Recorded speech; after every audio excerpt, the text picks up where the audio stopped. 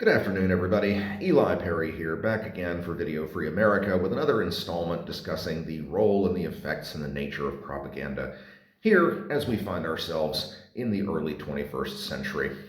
And I wanted to take just a couple of minutes today to address a particularly long-lived and dangerous flavor of bullshit that is now once again rattling around in the sort of populist, right-wing, Trumpist media ecosystem.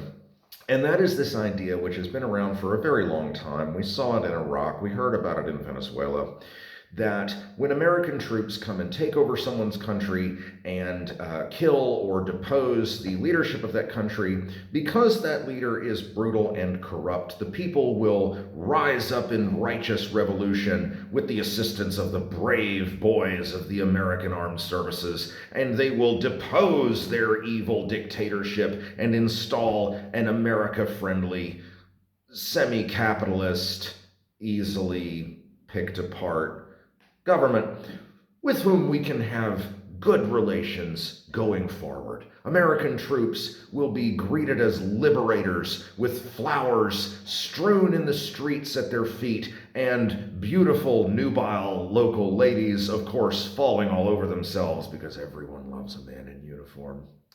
This is bullshit. It's always been bullshit. It's never going to be anything but bullshit, because it turns out that, people don't like having their countries bombed.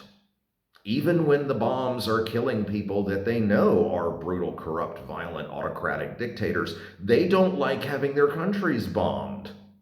They tend to react very poorly to this. Now, you will see, and there are people out there who are very happy in the short term about the removal of, say, Saddam Hussein or Nicolas Maduro or the Ayatollahs in Iran. They were bad guys. I'm glad they're gone. But the fact is that that joy, that euphoria, lasts exactly as long as it takes for a power vacuum to allow even more brutal people, even more corrupt people to take over, which is what always happens. So, when you hear this bullshit about how the Iranian people are in the streets spontaneously celebrating the destruction of their government, it's bullshit. But I wanted to take a minute to talk today about all the people who are celebrating this. Let's start with the most obvious regional player who's very, very happy at the moment, and that is the Royal House of Saud and the current Crown Prince Mohammed bin Salman. They are ecstatic because Iran has closed the Strait of Hormuz. This means that about 20% of the world's daily crude oil supplies are offline and going nowhere for the foreseeable future. This means the price of oil goes up. Saudi Arabia is a petrostate. Their entire economy, the bits that aren't based around slavery and the Hajj, of course, is based on oil. Higher oil prices make them happy. These are, of course, the same bunch of, shall we say, decapitation enthusiasts who brought us great hits like Osama bin Laden, 9/11, 7/7, and Daesh. Then, of course, there's our old pal Vladimir Vladimirovich Putin over there in Moscow. He is also very happy about the oil situation, especially since two of his best customers, China and India, were also two of Iran's best customers. We didn't eliminate Putin's ally, we eliminated his competition. Now, his sanctioned oil that was selling for $60-ish a barrel, guess what? Brent crude's on its way to 100. If Brent crude is selling at 100, he can sell his sanctioned oil at 80. If it goes to 120, he can probably get 110. And since China and India are not going to be buying from Canada, they're probably not going to be buying from Saudi Arabia, and Iran just went away, now they have to buy from him. More money to buy bombs to drop on Ukrainians. What a wonderful thing for him. And it gets even better. You want to know how? It's actually really, really simple.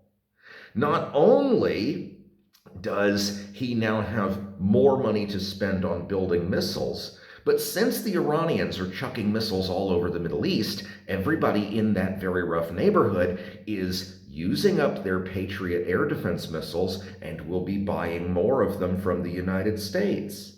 Remember, of course, that Mr. Trump likes Middle Eastern dictators and doesn't like Ukrainian independence fighters. Who do you think is going to get those missiles? It ain't gonna be Kyiv. And the Patriot is one of only 2 systems that the Ukrainians have that can reliably hit things like Iskander ballistic missiles, Kinjal aeroballistic missiles, or the Zircon hypersonic cruise missile. The other one is an even rarer, newer, more capable, but far less common European system. Once Ukraine uses up those Patriots it's got right now, that system is dead. And that means Kyiv and Kharkiv and Kryvyi Rih and all those places that have been protected by Patriot for the last 3 years are going to be wide fucking open. Then, of course, there's the fact that Mr. Zelensky has sided with Mr. Trump in this and endorsed his attack on Iran. This is a position that Mr. Zelensky has been halfway forced into, mostly trying to keep Trump from deciding to fuck Ukraine 24 hours a day, as opposed to only doing it when he's awake. He's also getting his back up with Iran for giving Russia all those Shaheds a couple of years ago. But this makes the job of the boys and girls at the Bolshoye Lubyanka much easier, because now they have something else to pry Zelensky away, or rather pry Zelensky's allies away over here in the West. So, Putin is happy. Mohammed bin Salman is happy. Let's talk about the hardliners in Iran. They are having an absolutely wonderful time. Why? Because they are Shiite fundamentalists, and Shia Islam is a martyrdom cult that makes Roman Catholicism look like a scraped knee. And we just gave them a brigade's worth of martyrs to use for propaganda, to rally the country around, to put faces on posters, and to justify a massive crackdown against the surviving elements of the Iranian opposition. The Islamic Revolutionary Guard Corps and their, shall we say, private sector partners are probably just tearing through whatever's left of the Iranian opposition right now. Oh, they're also very, very happy because somehow or another, in the middle of blowing up the Ayatollah and his family and some missile launchers and a bunch of schoolgirls, the American and Israeli airstrikes also managed to kill off most of the leadership of the Iranian left-wing opposition movement. Strange, that. Then we come to the United States, where the Secretary of Defense, Pete Hegseth, is ecstatic over all this because he thinks that it's the beginning of the end of the world. He thinks it's Armageddon and that he is the guy who helped it happen. He's going to bring Jesus back by killing us all. Then there's Mr. Trump, who is happy with anything in the world that gets people to stop using words like Jeffrey Epstein quite so often. He's really happy about that. The Iranian people, not so much. You know, when an action only really benefits and only really excites the worst people in the world, it's probably a bad thing.